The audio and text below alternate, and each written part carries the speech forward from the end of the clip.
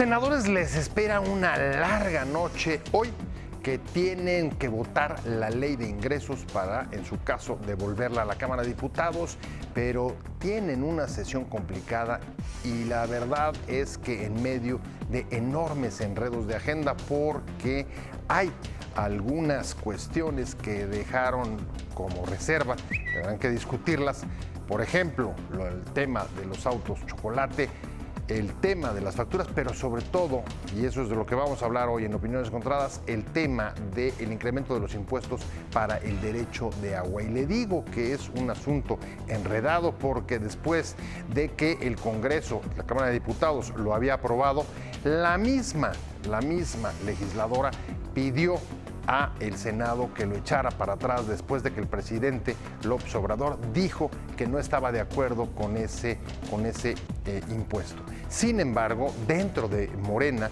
como sabe, tiene la mayoría en el Congreso, sigue habiendo posiciones que lo defienden, ahí, por ejemplo, en la Cámara de Diputados, pero también en el Senado, donde se acaba de hacer también una propuesta para discutir dentro de las reservas. Es un tema importante porque tiene incidencia directa sobre el sector agroindustrial a lo largo de todo el país, que es uno de los que hoy exporta más y tiene un mejor desempeño económico. En contrario, sus defensores dicen que no afectará al campo, sino que va a regular un mercado de agua en todo el país en el que casi nadie paga nada. De esto vamos a hablar hoy en Opiniones Encontradas. Gracias por estar con nosotros en este programa en el que todas las ideas se pueden cuestionar siempre que se debatan. Le dejo mi Twitter, José Buendía MX, y ahora vamos a ver unos datos y arrancamos aquí en el foro con nuestro debate de hoy. El aumento del impuesto por el pago de derechos de agua puede abrir el primer boquete a la ley de ingresos de un paquete económico muy ajustado como el de 2020. Luego de que los diputados recularan y pidieran al Senado echar para atrás su modificación, una vez que el presidente López Obrador criticó la medida aprobada por ellos la semana pasada en la Cámara de Diputados. La medida, sin embargo, es defendida desde la Comisión del Presupuesto de Cámara de Diputados y Hacienda porque el campo consume 3/4 partes del agua del país y es mucho más el caos que no se cobra o está subsidiada. El sector agroindustrial rápidamente se movilizó para que los senadores rechacen la medida y al parecer han logrado convencerlos. Este es uno de los sectores que más éxito ha tenido en el comercio internacional y que da trabajo a millones de mexicanos, igual que la automotriz, que sin embargo no ha sido tan efectivo para cabildear contra la liberación de los llamados autos chocolate ante el impacto de la medida sobre esta rama industrial. Posiciones 1. Gabriel Llodio, subsecretario de Hacienda, dijo que la propuesta de modificar la Ley Federal de Derechos para cobrar el uso de agua al sector pecuario y agricultor fue una propuesta de los diputados y analizada por la Secretaría de Hacienda, que concluyó que no afectaría a los pequeños productores. 2. El presidente López Obrador se pronunció en contra de que se aumente el costo de los derechos de uso de agua en el campo e hizo un exhorto a que se rectifique en el Congreso. 3.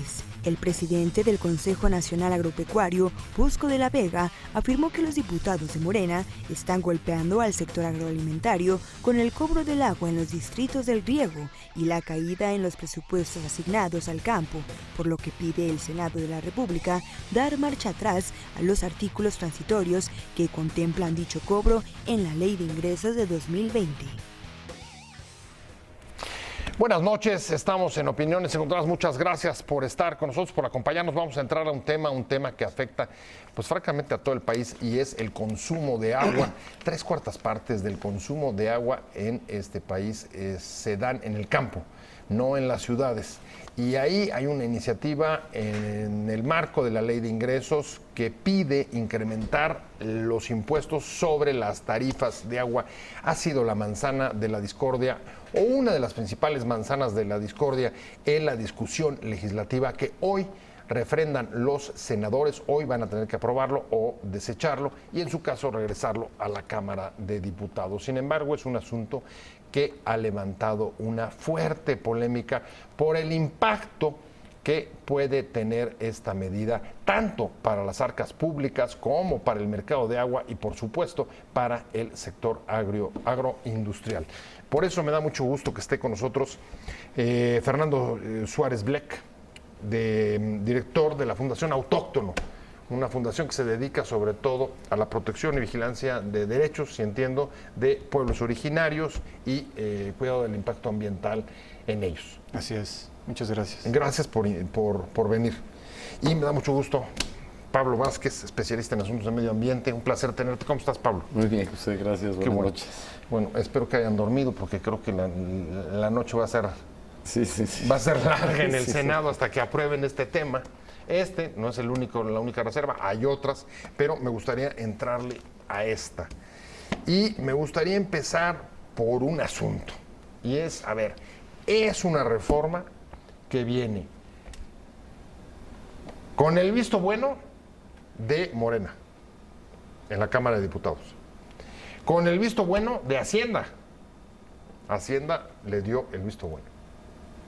Y además, pues votada por el Pleno de la Cámara de Diputados, aunque luego también un grupo de Morena le pidió a los senadores que no, que se echen para atrás, que mejor no va y que se retracten. Y en general la oposición también a favor. ¿Cómo lo ves tú?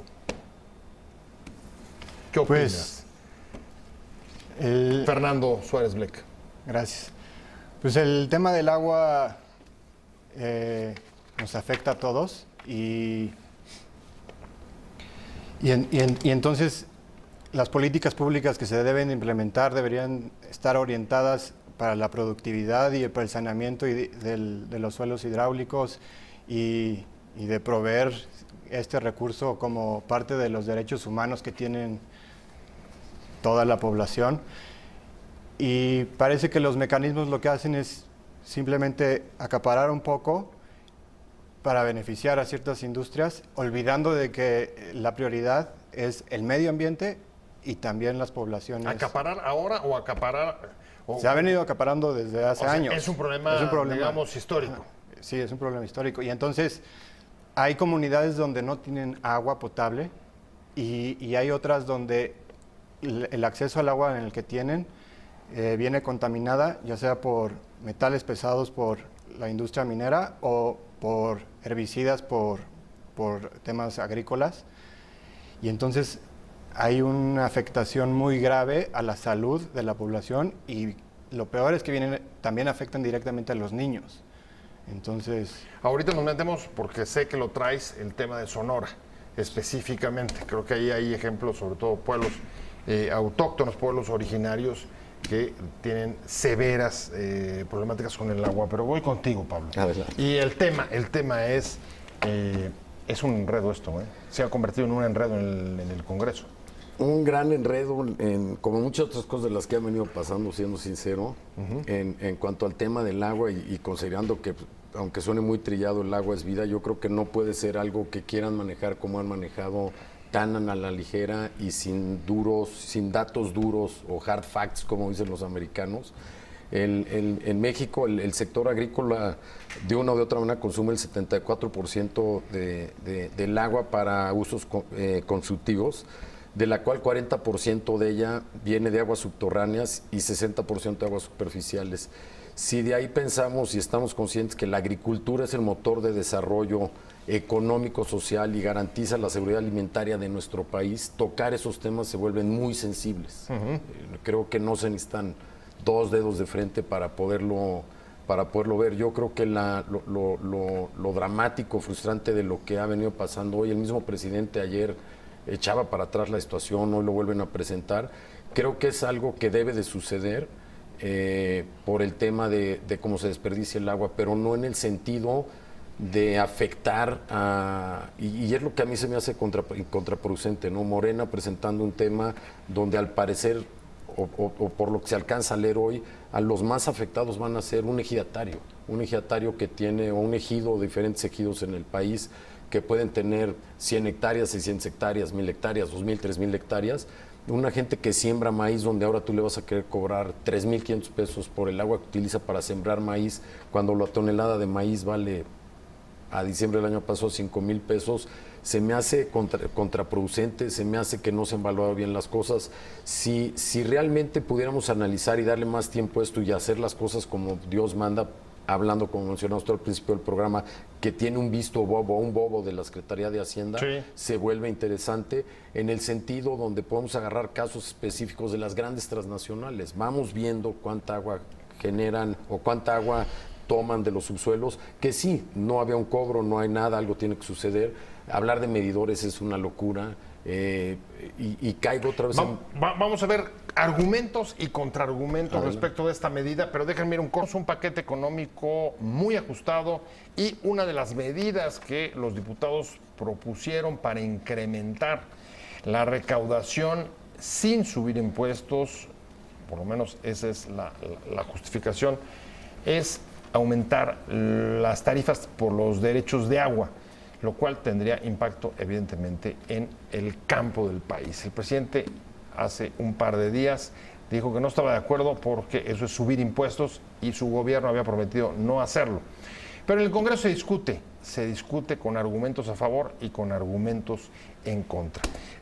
Vamos a entrarle a analizar los distintos puntos de vista que hay sobre el tema. Estamos hablando con Pablo Vázquez, especialista en asuntos de medio ambiente, y con Fernando Suárez Bleck, presidente de la Fundación Autóctono.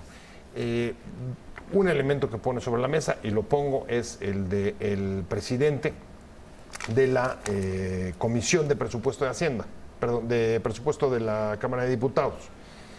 Él dice, porque más fue el que lo impulsó la medida, dice, es necesaria, el diputado Ramírez Cuellar, porque es necesario regular un mercado por el que hoy se cobra solo 1 millón de pesos. O sea, del total del consumo de agua en el campo, solamente se recauda 1 millón de pesos, y esta medida, elevar las tarifas, podría subirlo a unos 500 millones.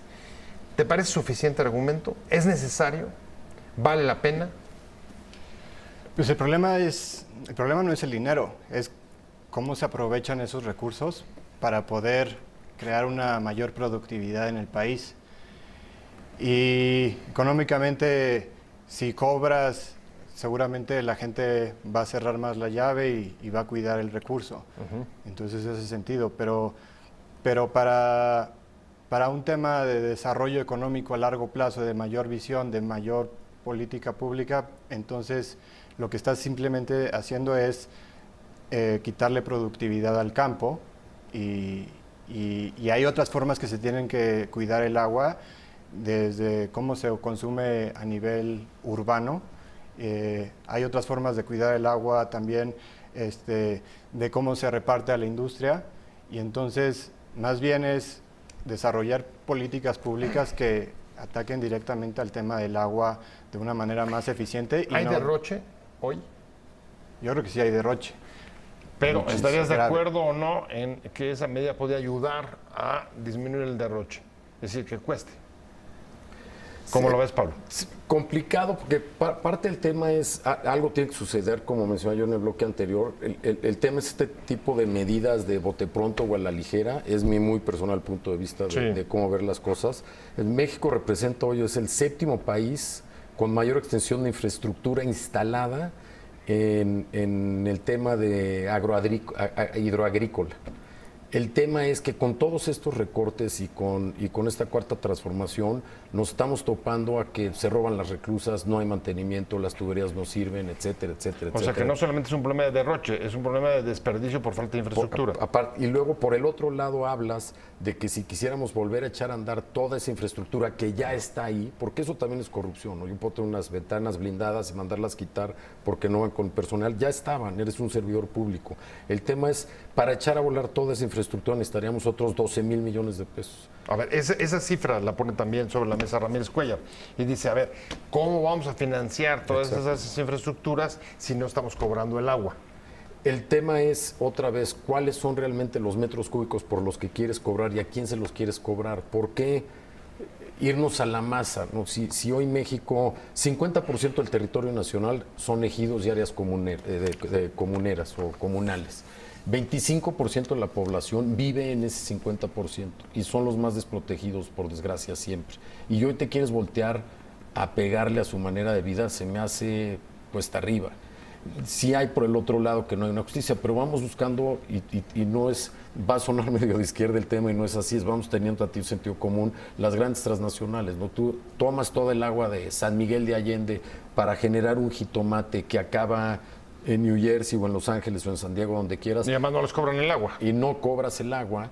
Y tienes luego aparte los salarios más paupérrimos en el campo, los recibe esa gente. Vamos regulando eso y vamos entonces entendiendo y analizando a profundidad una propuesta donde el sentido de decir a quién ayudo, cómo genero, quién sí debe pagar, cuánto debe pagar, a partir de cuántos metros. A ver, lo tomo eso de esa afirmación tuya. Hay que regular y hay que regular, digamos, racional y con planificación suficiente. Y te diría, una de las cosas que pone la iniciativa de Ramírez Cuellar es, a ver, sí, la elevación de las tarifas de agua, pero solamente en terrenos que vayan más allá de 100 hectáreas. Eso salvaría a este 50% del territorio que decía Pablo, que comprendería ejidos y terrenos comunales.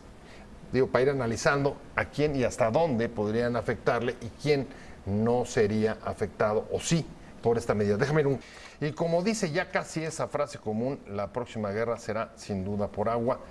Es posible, pero por lo pronto hoy lo que está viviendo el Congreso es una especie de combate para ver si sube o no las tarifas de agua, las tarifas por los derechos de agua. Y antes de irme al corte, te preguntaba Fernando Suárez Bleck, director de la Fundación Autóctono, a ver, la iniciativa de Ramírez Cuellar, la que aprobaron en el Congreso, dice solamente incremento de tarifas de agua a aquellas extensiones de tierra que superen las 100 hectáreas.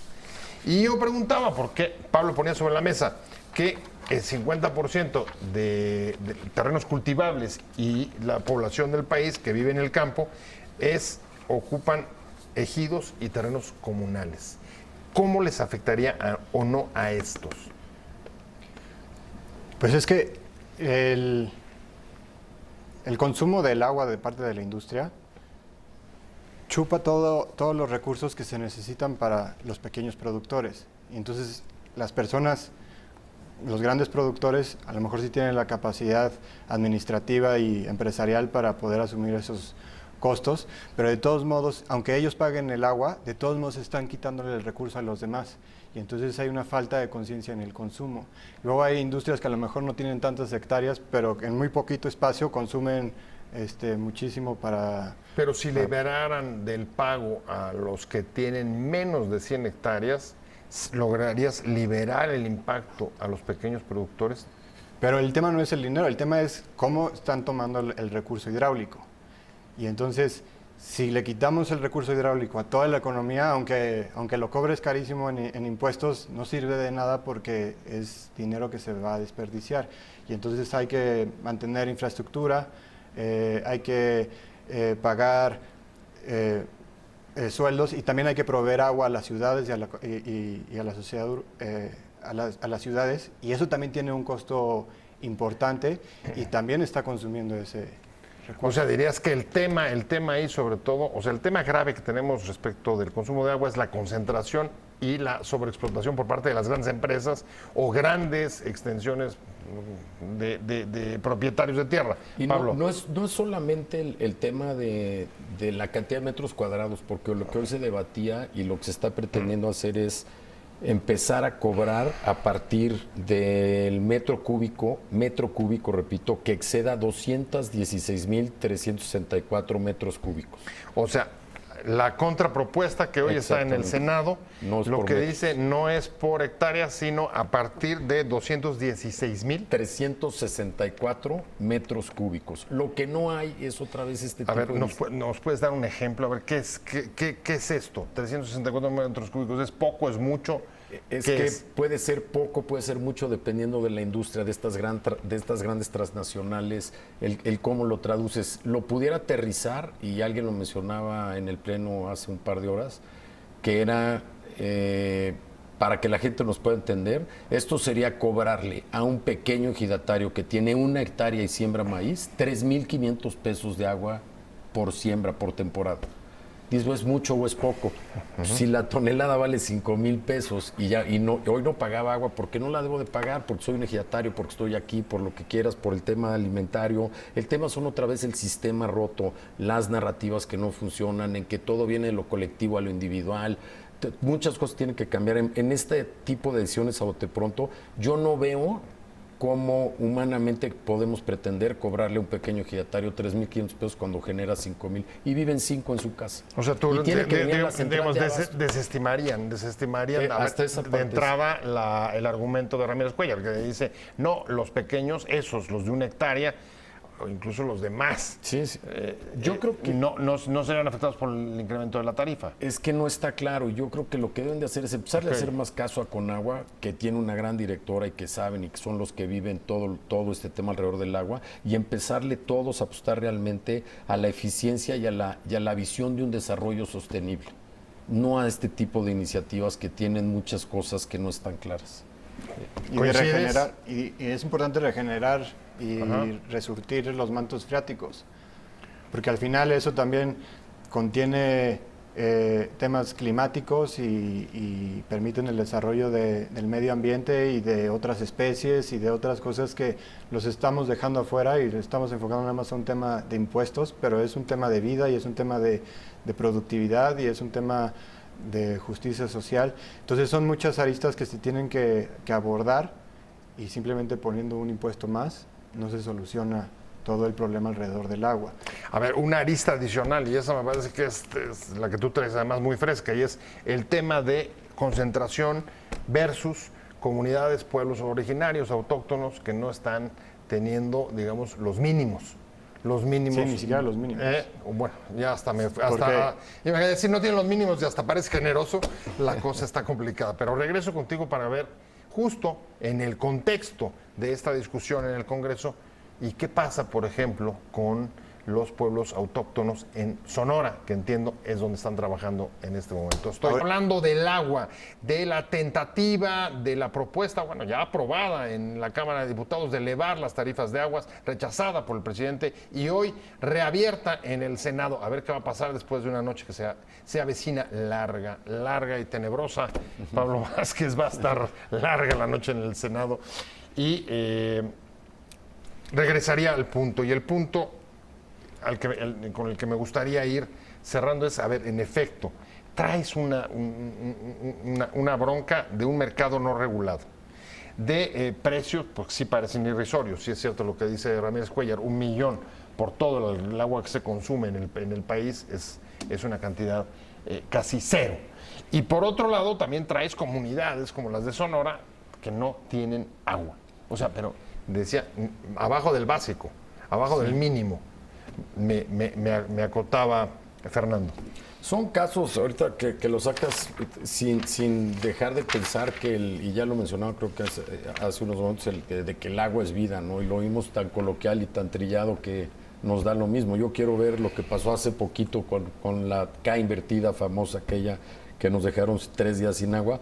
Acaban de avisar ahorita, creo que del 26, 27 de noviembre al 6 de noviembre, 11 o 12 alcaldías. En la ciudad. En la ciudad se vienen sin agua. No es lo de menos, los casos que ve Fernando, la parte de los Eris, Yaquis o Cacam, como ellos realmente... Comca, perdón, se me va siempre el nombre.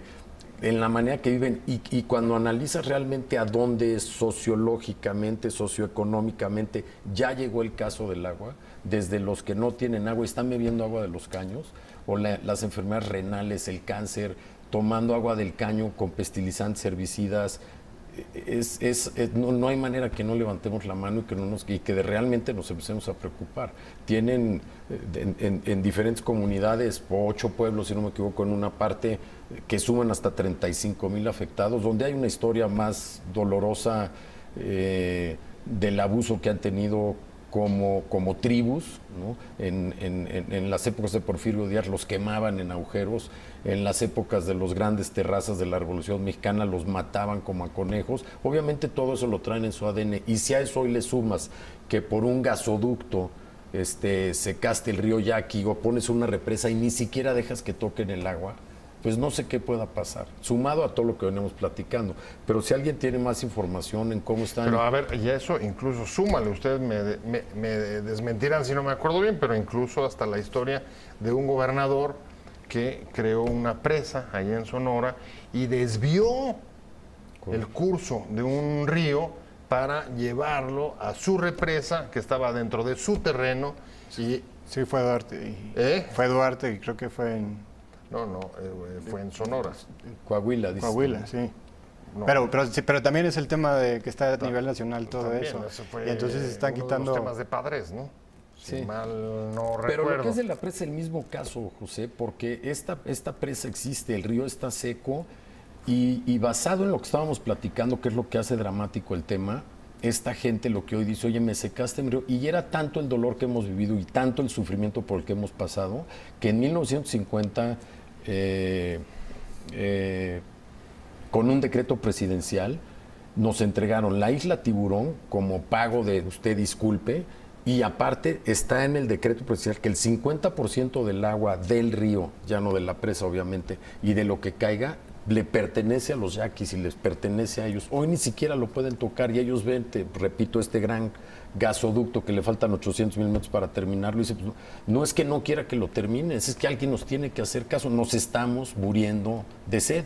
Y ya eso súmale chavitos, o ya ni chavos, no me corregía Fernando hace rato, hasta adultos mayores que como están afectadas las tierras, como no hay la siembra, como no hay los alimentos, todo generado el agua, como decías tú al principio del programa, la Tercera Guerra Mundial puede venir por ahí. Aquí lo estás viviendo y nadie ha dicho nada. Y estos cuates prefieren fumar piedra porque así dejan de comer 4 o 5 días. No, terrible, o sea... ¿Cuál va a ser la respuesta, digamos, de esas comunidades?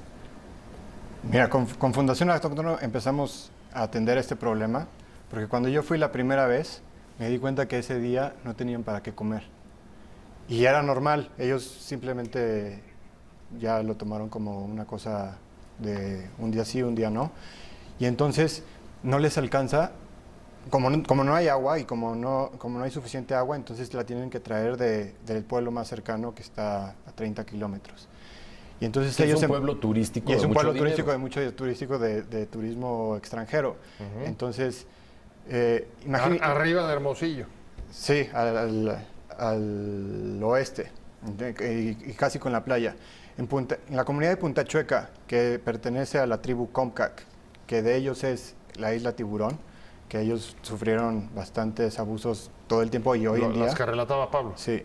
Y entonces, ellos en promedio han de tomar esto de agua, medio vaso de agua, en promedio todas las personas. Y entonces, ¿cómo te sientas a platicar con alguien para decirle, oye, ¿por qué no haces un proyecto productivo? Porque ahí tienen el mar, se pueden hacer muchos desarrollos. ¿Cómo te sientas con alguien que no puede platicar contigo porque tiene sed? Y entonces se presentó una queja en derechos humanos y en 2018, ya se va a cumplir el año, nos dijeron que sí, que tiene razón el pueblo, que el gobierno tiene la obligación de proveerles agua potable, pero que simplemente no hay presupuesto. Y entonces, pues hasta que haya, ¿no? Y ¿No hay entonces, presupuesto para qué? Para arreglar la desalinizadora para que les dé agua O potable. sea, parte de la infraestructura Lo mismo. Con agua inhabilitada. vive permanentemente un problema de robos y saqueos por falta de supervisión y mantenimiento que hoy se agrava ya más. Si tú hablas hoy de un posible presupuesto, el más alto de 69,000 millones de pesos en el 2015, y nos traemos ese dinero hoy a valor presente, pues estaríamos hablando de 80 y tantos mil millones de pesos. Contra 29,000, pues estás hablando de un 80% menos de presupuesto. 80% menos de presupuesto. ¿Quién va a supervisar? ¿Para qué te pones a hablar de medidores? O sea, ¿quién los va a ir a leer? De medidores de agua en el campo. sea, es decir, la mayor parte de estos terrenos ni siquiera hay medidores. Bueno, si la gente se está muriendo y no los tienes en el radar, imagínate qué más puedes esperar. Pues a mí se me fue el tiempo. Les agradezco mucho que hayan estado con nosotros esta tarde. Muchas gracias. Fernando Suárez Bleck, de la Fundación Autóctono, director de la Fundación Autóctono. Y pues te deseo una larga noche ahí en el Gracias, Senado, José. Pablo Vázquez, especialista en asuntos de medio ambiente. Muchas gracias a los dos. Me imagino que, ¿ustedes qué creen que pasa con la medida? ¿Lo van a echar para atrás? Sí, yo creo que no debería de pasar y debería realmente, lo que te decía yo, apostarle a la eficiencia, a tomar más conciencia en las cosas, teniendo bien presentes que el agua cada día es más escasa y que realmente es nuestra responsabilidad velar por ese uso eficiente, ¿no? Recordando que sin azul no hay verde y sin agua no hay vida ni desarrollo. Pues en este caso parece que buena parte de la decisión está en el marrón, que es no en el azul ni en el verde, sino en el marrón que tiene que decidir. Sí. Hay parte que de marrón que está a favor en Cámara de Diputados, parte en el Senado que también está a favor, pero dentro de ellos también divisiones. Vamos a ver qué pasa, vamos a seguirlo con atención. Muchas gracias a los dos por haber estado con nosotros, pero sobre todo gracias a usted